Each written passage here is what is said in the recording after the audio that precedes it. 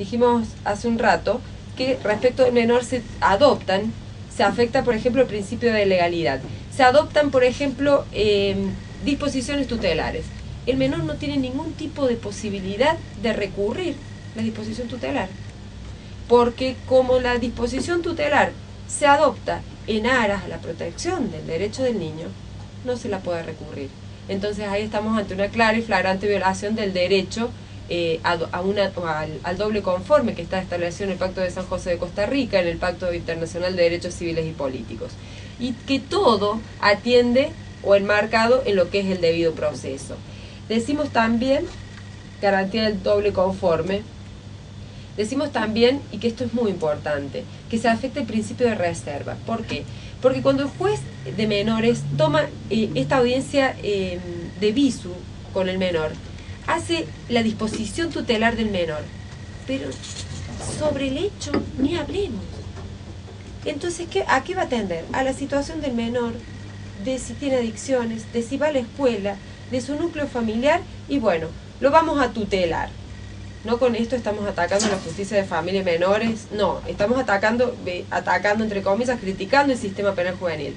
Pero en realidad lo que tiene en cuenta es a la persona del menor, a su núcleo, y no tiene en cuenta el hecho. Entonces esto, en realidad, por eso digo, se está haciendo esta disposición tutelar que en definitiva encierra una sanción punitiva, aunque no sea un encierro, entraña una sanción punitiva, sobre la base no de lo que hizo, sino de lo que es. Y esto entraña otro grave problema, que es volver al derecho penal del autor, que se supone que lo tenemos que tener absolutamente desterrado. Hablamos de juicio previo. ¿Por qué? Porque se llega a una sanción punitiva, como decimos, encubierta, no lo digo en términos peyorativos, pero tras esta disposición tutelar, sin haberse realizado ningún tipo de juicio previo. Se analiza a la persona, su condición, su contexto, se adopta una disposición, pero no se ha hecho un juicio previo para determinar el hecho, las pruebas que existen en su contra, para ver si es conveniente. Pareciera como que el hecho y las pruebas por las cuales la persona ha sido puesta a disposición del juzgado de familia es como que no tienen trascendencia. Por eso hay una grave afectación del principio de reserva, de las garantías del debido proceso, de la defensa en juicio.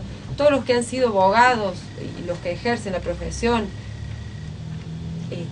saben perfectamente bien que por lo general nadie asume defensas de menores. Nadie.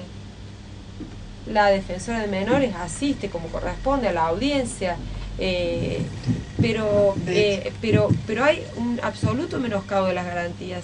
Y hay una desigualdad. Al menor no se le informa, cuando se lo sienta no se le dice, bueno, cuál es la causa de formación del proceso, el hecho que se le... En 2007 en el Senado, en el Congreso de la Nación, perdón, se vienen debatiendo un montón de proyectos que tienen que ver con este sistema de responsabilidad penal juvenil que a nuestro entender aparece como contradictorio, porque por un lado sí adopta todos y cada uno de los detalles que nos muestran estas reglas o directrices, pero por otro se olvida de esta opinión del Comité de los Derechos del Niño de evitar bajar la edad de imputabilidad de los menores. Y entonces tenemos este último proyecto de ley que tiene aprobación en el Senado de la Nación, que no fue tratado, en noviembre de 2009 lo aprueban, y a la fecha no ha recibido tratamiento en diputados. Este año perdería estado legislativo si no se trata.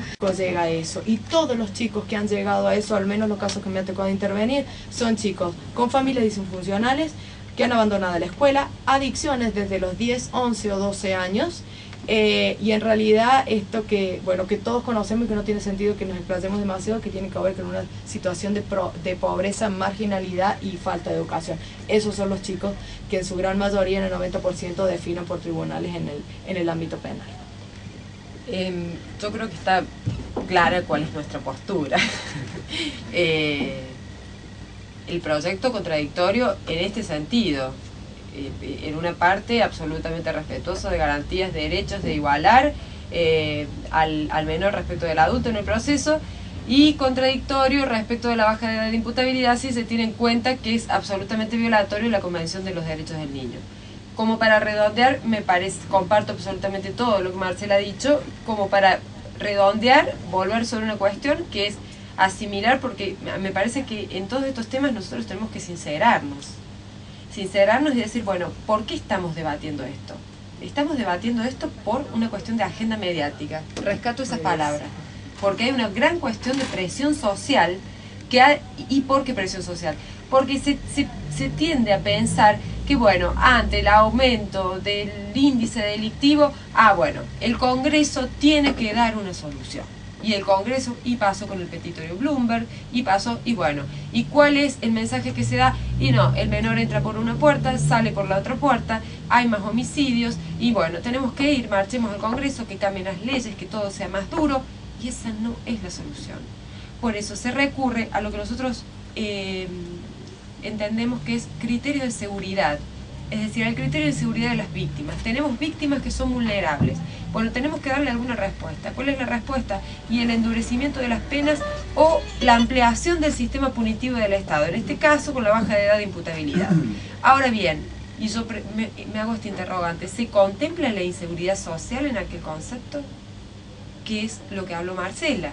Es decir, tenemos en cuenta la inseguridad desde el punto de vista sociocultural, la situación del menor, de por qué la causa, la etiología de la delincuencia juvenil, de por qué se llega a delinquir a tan temprana edad, el tema de la educación, por qué nos ponemos tanto empeño en rescatar las garantías en el proceso penal, pero al mismo tiempo no aseguramos el derecho fundamental a acceder a la educación. Niño que infringe la ley es convertirse automáticamente en adulto. Esto es prejuicioso y hasta no solo le pasa a la sociedad en general, sino hasta los mismos órganos que imparten justicia. A un chico que llega al juzgado y cometió un ilícito ya se lo mira distinto que al otro que ha sido víctima de alguna situación o que tiene otro tipo de conflictos.